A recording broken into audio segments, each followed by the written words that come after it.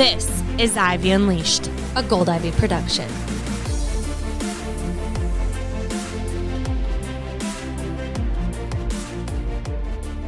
Hello, everyone. Welcome back to Ivy Unleashed. You have Brooke and Andrea here, and we're going to talk about a topic that a lot of people don't know about. So we may blow your mind and your gut. And I need to learn more about it too and think about it more often. And I'm going to start by saying this. Your gut is not Las Vegas. What happens in the gut does not stay in the gut. And if you're like, what the hell does that even mean? It is because today we're talking about the link between our gut health and our brain health. They are connected. If you've ever heard of the gut-brain axis or the vagus nerve, that is what we are diving into today. It is so important. It is probably the biggest thing that changed my life, dealing with my gut health issues that then caused anxiety and depression and really took a toll on my mental health.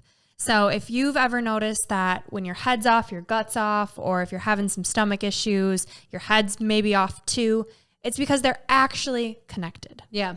Brooke and I dove into a ton of research too on this topic. I mean, she has a lot of lived experience with this, and you actually do too. I think the more you think about how good you feel, like I notice I'm really off in the summers. I eat worse. I drink more alcohol. My gut's off. So of course I'm more anxious or off, you know? And so it's like things that I'm starting to piece together too. Like I don't have this devastating like gut health issue, but I definitely, if you tune in, you can notice like the more you take care of your body with nourishing foods and, you know, foods that support your gut health, you will tend to notice that mentally you're more off or on your game. And who doesn't want more energy? Who doesn't want to feel more uplifting vibes? Like this stuff is so important. And a lot of times it gets to the point where it's so bad you have to do something. And so even if you don't struggle with severe gut issues or mental health, I really want you to just listen to these facts that we're about to hit you with, because little tweaks can just make you feel better and give you more energy. And that's what we all want here. Health is energy. Totally. So on this episode today, we're going to be giving you an overview of how the brain and the gut are connected and what you can do to improve both. It's kind of like the chicken or the egg, which comes first. So we want to talk about both because you can improve your gut health by improving your mental health, and you can improve your mental health by improving your gut health. But Brooke and I are not doctors. We do like a lot of what we're going to talk about is going to be backed up by research, and we will provide these links in our blog. But if you are struggling with your gut health or mental health, please seek professional help. We're just sharing our experiences and our knowledge. And this podcast is intended to provide information so you can use it in the way that best serves you and supports you. Yeah, I love that. We are not doctors, but we're here to help and support. So take what is of interest, go learn more, be a critical thinker, learn how this can really, really impact you and what resonates with you. And if you've ever thought about it, like you've ever gone with your gut to make a decision, or you felt butterflies in your stomach when you're nervous, you're likely getting signals from an unexpected source. And this is what scientists call actually your second brain. They call this little second brain the enteric nervous system. And it's actually not so little. It's two thin layers of more than over 100 million nerve cells. And this lines your gastrointestinal tract from your esophagus all the way to your booty or rectum. And all of these nerve cells are sending your brain, and your brain is sending your gut. It's going through the second brain, through your vagus nerve, connecting from your gut to your brain, constantly sending signals. You think about hormones, neurotransmitters, your immune system. It's all fascinating stuff that we're about to dive into. So your gut and your brain, two organs, are connected both physically and biochemically in a number of different ways. They're connected through the vagus nerve, which we'll get into. They're also connected through the gut lining, over 100 million nerve cells. And these nerve cells talk to the brain by directly releasing hormones into the bloodstream. Yeah, neurotransmitters, they're produced in the brain and they control your feelings and your emotions. But the reason why it's so important is that 80 to 90% of the neurotransmitter serotonin, which regulates our mood, cognition, reward, learning, memory, it's created in the gut. 80 to 90%. That happy little neurotransmitter in the gut. And we need more of that and want more of that. Exactly. Yeah, you think about a healthy gut. And for me in my journey, when I finally figured out what was wrong with my gut, the doctor I was working with basically compared it to an empty parking lot with a shit ton of weeds. And a healthy gut has some weeds, but it has more blooming plants and a lot of greenery. It's healthy. It's like a forest. And so when you have a healthy gut, what that really means is you have healthy bugs. Our gut is made up of trillions and trillions of bugs, which is kind of nasty to think about. But that's what's helping to foster a healthy environment versus the bad bugs. You think about the toxins, if you've ever heard of parasites, right? The things we eat, the environments that we are in directly affect whether we have more good bugs or bad bugs in our gut. And if we have more bad, that's called gut dysbiosis, which we could do a whole nother topic on. But basically the goal is to have a healthy environment of good bacteria in your stomach. And having a probiotic is adding to that. Mm-hmm. So think about if this neurotransmitter serotonin that helps us feel good is created in the gut, but we have a crappy gut, it's not getting created. Not enough of it is, and it's not making its way to our brain for us to actually feel it. So if our neurotransmitters are created in the gut and then they send up to the brain, but our gut health is not where it should be, therefore we're not getting those healthy hormones. So we're going to start by talking about the gut. Like Andrea said, it's a chicken or the egg case, but we're going to start with the gut and we'll touch on the brain. But for first, the gut, how do we know if our gut is off? Mm-hmm. Right, for me, it was severe bloat. It was constipation. It was after everything I ate, my stomach just hurt. I felt like I wasn't digesting. It was acid reflux. And the worse that got, then the symptoms traveled upward. So it was acne. And then it was anxiety that I never dealt with, extreme fatigue. My mood was off. I had brain fog. I just felt really irritable and depressed. And so if you have poor gut health, you can have a plethora of symptoms. And luckily in today's world, it's becoming more apparent that it probably starts in the gut. Mm-hmm. Because you think about how much happens in the gut, and these symptoms can normally be traced back to, do we have that gut dysbiosis? Do we have more bad bugs than good bugs? What is that looking like, our gut health? You know what was interesting to me is every scientific study I read was all saying like, this is new research. Mm-hmm. Like this is like, there's a lot more that we're learning right now. And so I feel like we're on the precipice of this becoming a really important field in the medical world that hasn't really been tapped into that much. It's interesting. Well, and the reason why that is because it's so many different symptoms. And in Western medicine, right, you go to your primary care doctor or your OBGYN, they're trained in that system of the body, women's health, or a podiatrist, foot health, or you go to a psychotherapist for mental health. And what functional doctors look at is the body as a system, how it's all interconnected. Because there are so many different systems and you're looking at headaches and migraines and fatigue and constipation, insurance, you can't use insurance because there's so much. And so that's why there hasn't been that much research and the money put into it. And now it's becoming more available, which is awesome. Mm-hmm.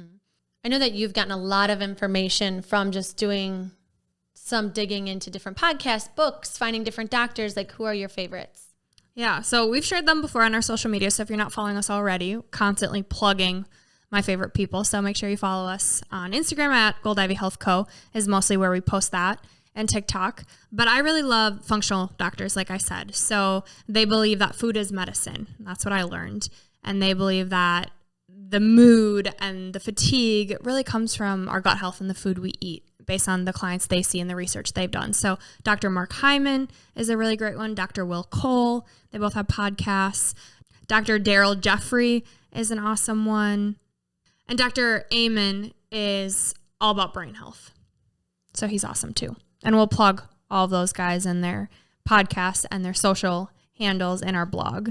Yeah, and from all of the information you've given me, something that I think is super interesting that people don't talk about a lot with gut health is your circadian rhythm. And you've talked about like getting in the sun in the morning. Like, how does that affect your gut health? Yeah, so you think about our circadian rhythm, right? It's the natural cycle of wake and sleep. And so in the morning, getting direct sun is awesome because it sets our circadian rhythm. How you sleep is really dictated by your whole day, what you're doing first thing in the morning from the minute you wake up to the minute you go to bed. And so what you're doing when you're getting direct sunlight in the morning is you are stopping your brain from producing melatonin. And then the minute the sun goes down and you're away from screens, away from the blue light, your brain naturally produces melatonin, that sleepy chemical hormone of, hey, it's time to sleep. And so just like we have our circadian rhythm, so do the bacteria in our gut, which is bananas. So to help wake them up and stimulate those good bugs to help with digestion, getting sun in the morning not only helps with your sleep, but it helps with your digestion as well. So interesting. Yeah. And I was reading too a little bit more about serotonin. It's also known for promoting good sleep by helping with the circadian rhythms, helping regulate your appetite. It promotes learning and memory, and then it helps promote positive feelings and pro-social behavior. It's like a variety pack of things. And if you have low serotonin, you might feel anxious, low, depressed, irritable, or aggressive, have sleep issues, or feel fatigued, feel impulsive, have a decreased appetite. You may experience nausea and digestive issues, crave sweets and carbohydrate-rich foods. Yeah. If you're constantly craving sugar, it's a good sign that you have overgrowth of bad bacteria. That's what I learned. Also, new research is coming out about mental health disorders like OCD and ADHD and all these things that are tied back to the gut. So we could get into this for hours. And like Andrew said, we're not doctors, we're not researchers. We're just giving you a very high level of why this is important. And, you know, we talk about the bugs, and all I want to say about that is that the microbes, so these bugs in our gut, what they do is they metabolize bile acids and amino acids to produce chemicals that directly affect the brain. So not only are they helping to digest, but they're producing these amino acids that then produce the chemicals. So what we want to do is give you some tips on how to improve your gut health. Like, what can you do? What can you eat? What can you strive for so that it doesn't throw off your mental game too? So first things first, probiotic foods. So these supply varying amounts of beneficial live bacteria that grow during carefully controlled fermentation processes. So that's plain yogurt, kefir, cottage cheese, fresh sauerkraut, kimchi, kombucha, apple cider vinegar, and miso. And something to keep in mind too is that the probiotic effects, you know, when they talk about this live bacteria, they can be destroyed if you cook or process or preserve anything at like a high temperature. And so, so it's important that you're getting quality products when you are searching for a probiotic. Yeah. If you're going to do a supplement, making sure that it's medical grade is a good indicator. Getting it from a doctor, getting those recommendations, because there's about 1 million probiotics out on the market. And so quality is important. You get what you pay for. I'll also say, just a little caveat, that with probiotic foods, if you have an overgrowth of bad bacteria and you eat probiotic foods, it can and most likely will make you worse. And that's because you have bad bugs in you, and this food, the probiotic foods, is also feeding the bad bugs. And so if you work with a naturopath like I did, you figure out what's actually going on and say you do have an overgrowth of bad bacteria. What they're going to have to do is kill that bad bacteria first before you implement probiotic foods. So like anything we'll say, listen to your body. If you start a new supplement, if you start getting yogurt or kefir or sauerkraut, any natural probiotic rich foods, and your stomach's off, that could be an indicator of looking another step further of what's causing that. I'm glad you said that. Another thing we'll say that with that too, a lot of these things are dairy. So yogurt and kefir, cottage cheese. Dairy we'll get into a little bit, but is one of the things that I was recommended by the doctors I worked with, and through the research I've read, is that it's very inflammatory. And so if you do have an issue, a sensitivity to dairy, just be mindful of that when you're introducing probiotic rich foods. So next is prebiotic foods that are also recommended for your gut health, but they do not contain living organisms like the probiotics do. So what the prebiotic foods do is they contribute to the health of the microbiome because they contain indigestible fibers. And those indigestible fibers, they ferment in the GI tract where they are consumed by the probiotic bacteria. and then they are converted into other healthful substances. So prebiotic foods include artichokes, leeks, onions, garlic, chicory, cabbage, asparagus, legumes, and oats. Yeah. So think the probiotics eat the prebiotics. So in order for your probiotic to work, you have to have prebiotics in your system. Can't have one without the other. So basically the prebiotics are feeding these good bugs, probiotics. Other foods and just ideas, foods that you can prioritize into your diet to help. One is collagen boosting foods like bone broth and salmon, because they can help protect your intestinal wall and improve digestion. Yes, bone broth, huge. I lived off bone broth. Shout out Kettle and Fire. It's a really great brand that I like. And bone broth is just super healing, like Andrew said, on the intestinal wall. So a lot of times most of the time, if not all of the time, when you have gut issues, you have severe inflammation going on. And all that means is basically inflammation is good, right? Like you get a cut and you want to be inflamed so that your body can heal itself. When you're dealing with chronic inflammation, your immune cells, those healing cells are going directly to your gut and not taking care of other things. Like if you were to get sick or get a cold, it's dealing with the gut. That's where your immune system is housed. And so chronic inflammation over time can lead to a plethora of other diagnoses and illnesses that we don't have time to get into. But basically what happens when you're really inflamed is you just hurt. Your gut is hypersensitive. And so you really want to soothe the gut. And so you want to add these foods in that are going to help heal. Bone broth being one of them. Yeah. When we're inflamed, our body can't heal. Well, and salmon is also in this list, the foods that are high in omega-3 fatty acids. So salmon, mackerel, and flax seeds, they're packed with omega-3s. And that can help with inflammation, and that can also improve your digestion. Mm-hmm. Another great thing to add in is fiber.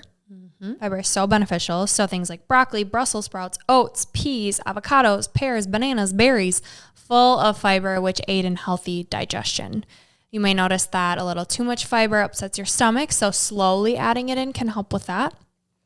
I remember too in the episode with Dr. Danielle about hormones. Mm-hmm. She was like really hitting home on fiber, that this just helps regulate everything with digestion, with your gut health. And so I like anytime I hear the word fiber now, I think of her saying like, you want your hormones to get leveled out, have some freaking fiber. Well, you got to poop.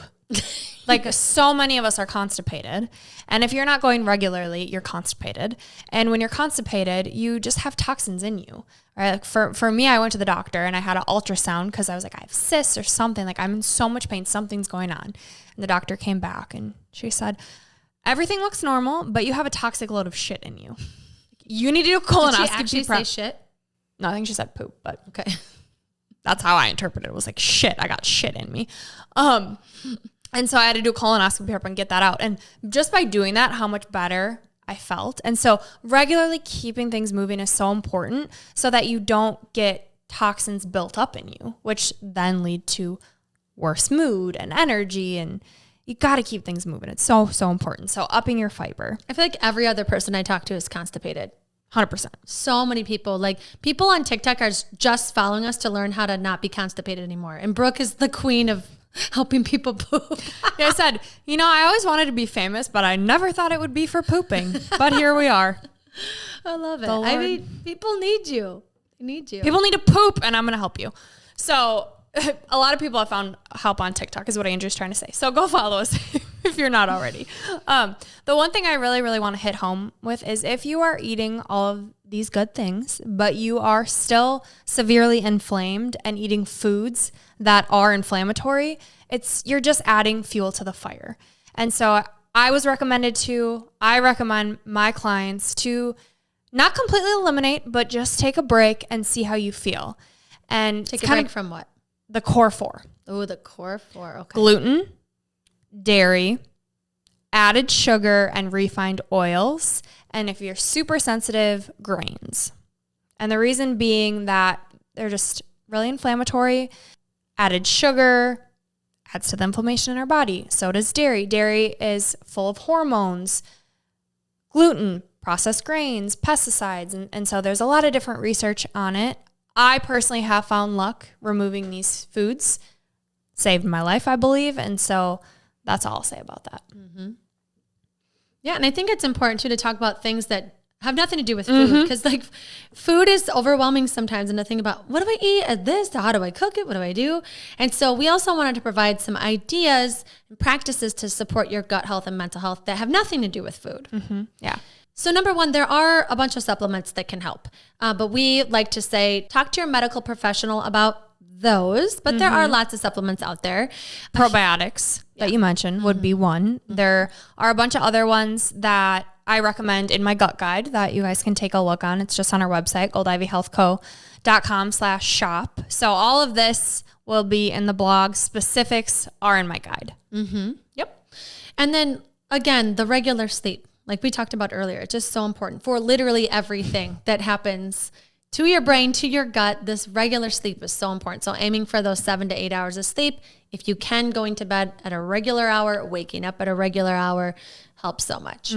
Stress was one of the biggest ones for me. I'd say if you had to focus on two things, it would be reducing your stress and your food.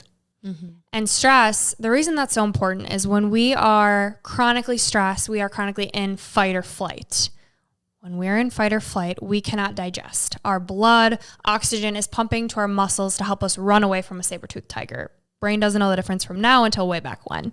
And so when we are chronically stressed, anxious, we can't calm down, we're in a sympathetic nervous system, that fight or flight, we cannot digest. So what I recommend is your breath. Using your breath. It is a free tool. It's the best tool, because what you're doing is you're tapping into your parasympathetic nervous system, that rest and digest. So it's getting you out of that fight or flight and into that rest and digest. So before you eat, doing a couple deep breaths can help so much. What you are actually doing is you are turning on your vagus nerve, what we talked about earlier, which is that nerve that connects your gut and your brain. And so when you tap into your breath, you're getting into that parasympathetic nervous system, resting and digesting. There are other ways you can do it. Anything that's going to get you in a calm state. So you can think about taking a walk. You can think about meditating, doing guided meditations, taking a bubble bath, even just organizing your day to feel like you have some control. Anything that helps you reduce stress, prioritize it. I love when she goes off on gut health. That's my favorite. All right. She mentioned this already, but movement that feels good. You know, sometimes it's, for me, it's a run. For some people, that's like stressful and that's too much. So sometimes it's slow movement to kind of pair that stress management with the movement of like a nice slow, especially with yoga, like breathing through your movement. So walking, yoga, Pilates, those are really good examples of kind of like that slow. Yeah. Ones that feel good and aren't going to stress your body out too much, because exercise is stress on the body. And so we want just a little stress, but not too much. Going with that, sweating.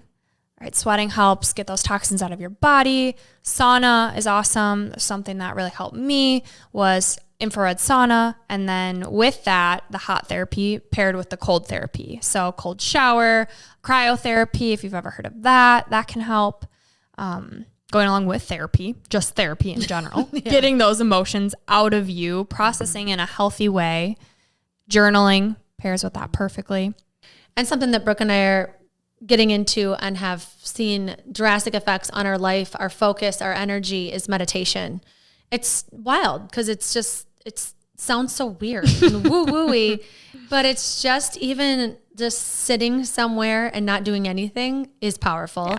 But we use Insight Timer for meditations that we've found that you can do really short ones. You can build up this practice to more, but even just that practice of slowing down can really help your gut health and your mental health. I think what's helpful with meditation too, I've said it a million times, I'll say it again, it's what really helped me get into it, was knowing what's actually happening biochemically when you're sitting there. And it's the same thing, like I said, with the breath work, is you're tapping into your parasympathetic nervous system. You're slowing your heart rate down. You're actually reducing the cortisol, the stress hormone in your body. So by you just sitting there and breathing, you are being very productive. You are getting healthier by just sitting there and breathing. Can you say that again for the people in the back? You're getting healthier by doing nothing but breathing. It's productive. And not stressing. It's productive to do nothing. It is productive to do nothing. Because also what you're doing when you are meditating is you are focusing your awareness on your breath. Or if you're doing a guided meditation, it could be, all right, I want you to visualize what your day would look like if it was calm and at peace. And that's what you're focusing on. You're not ruminating on all these other things that are just jacking up your stress level and your cortisol level. Yep. So yes, it is productive to just sit there and do some breath work. And then the last thing we'll say, which kind of goes back into the food, but it's a vibe. It's an experience, is healing and soothing teas. And I mention a lot in my guide that I love things like peppermint and dandelion tea, and there's a lot of research behind that we can get into and you can look up. But what that's doing is it's soothing that gut lining. Yeah. And with gut health, I think it's just really important. We love giving a million tips and ideas, right? Because this is something that's pretty new and not explored that much, right? And so Brooke could talk about this for freaking days. This is so hard for me to not just go off and everyone listening be like, what the hell are you talking about? Yeah. So we'll get into some more specifics about gut health because it is so important. And there's so much more information that we didn't even get to today. But Brooke coaches people all day, on gut health. And if you feel like you need someone to walk through this with, she is the perfect person. She has been you. She has been desperate for answers and has needed someone to say, I know I got you. I know how terrible it can be to not shit for 5 days or weeks, or be so anxious and not know where to start. I think it's important to have someone that has the knowledge, but has also been in their shoes before. Yeah. It's overwhelming. And the tricky thing is it's so different for everyone.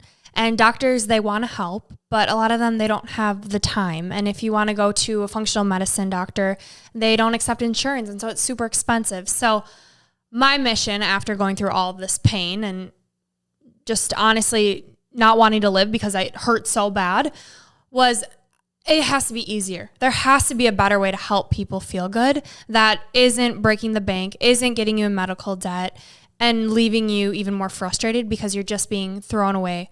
You're just being dismissed and pawned from doctor to doctor. So with coaching, it's an individualized approach. It's where are you at? How can we do this in a way that isn't overwhelming? Because when it's overwhelming, your stress is just higher, which clearly we know that isn't helping. So thinking about where you're at right now, how we can get you moving forward, feeling good. Because you will be amazed when you start to make changes with your diet, when you start to focus on your mental health, when you have support and you feel understood and validated, how quickly you can start feeling better. And the accountability piece too. With coaching, a big part of is sometimes, we have all these tips, but we need the accountability of ask me if I followed through because people are moms or they're busy with work or they are getting pulled in all these different directions. And it's hard to tune into yourself and tune out the rest of the noise. So having a coach to walk with you through that for some accountability can be helpful too. Yeah. And it's not easy to do these things, to make these changes. I've gotten to a point where it is now because it's become my norm. But when you're starting to make shifts, you think about the way our culture is, how we eat, how we don't sleep, how we're go. It doesn't make it easy to feel good. So having someone to hold your hand through it, show you ways that, hey, it can be a lot easier. And I've done it and I'll show you how, is what lights me up. And with my clients, it's small steps makes such a difference. But like Andrew said, it's that accountability piece. It's knowing, okay, I have someone that if I have questions or what even supplements do I start to take? Do I do supplements? I believe you can do a lot through food and healing practices first. So you don't have to spend a shit ton of money is what I'm saying. If you are like, I just need a little bit of help, reach out to us. I offer a free 15-minute discovery call to even hear about what's going on with you and how I can help, what that can look like working together. I also know what it's like to not be ready to talk about it and to want to take some steps on your own, knowing that you have the power to make these changes. I fully believe in you. And if you just kind of want to know, what do you recommend? Like, where do I start? I created my How to Heal Your Gut Starter Kit. And it's basically all of the things I wish I knew 5 years ago when I started my journey. It's a simplified guide of here's what I recommend to eat. Here are all the foods I recommend to stay away from and why. Here are the supplements I recommend. Here are the healing practices, going more in depth than we went into today. Some research and how to get connected if that is an option for you. And recipes. There's a bunch of stuff in there. Yeah, a 4-week eating plan. There's so much I forget. And because it will be live by the time we launch this, I'm adding a section all about constipation because of how many people have been asking for it. So that's going to be added by the time this goes live, which will be super exciting. Awesome. So head over to goldivyhealthco.com/shop and you'll see it linked there. All right, now it's time for our 3 gold stars. Let's do it. 1, prioritize at least one thing every day to support your mental health. For example, meditating every morning. 2, prioritize at least one thing every day to support your gut health. Example, eating 4 servings of veggies to help feed the good bugs in your gut. And 3, try a new stress management technique you haven't tried before this week and see how it can positively impact your mood. And this week's piece of gold comes from Amanda Ledwith, and she says, one of the most empowering outcomes of microbiome awareness is rooted in the intrinsic ability of the body to heal. This is Gold Ivy signing off. Listen to your truth and go chase your gold.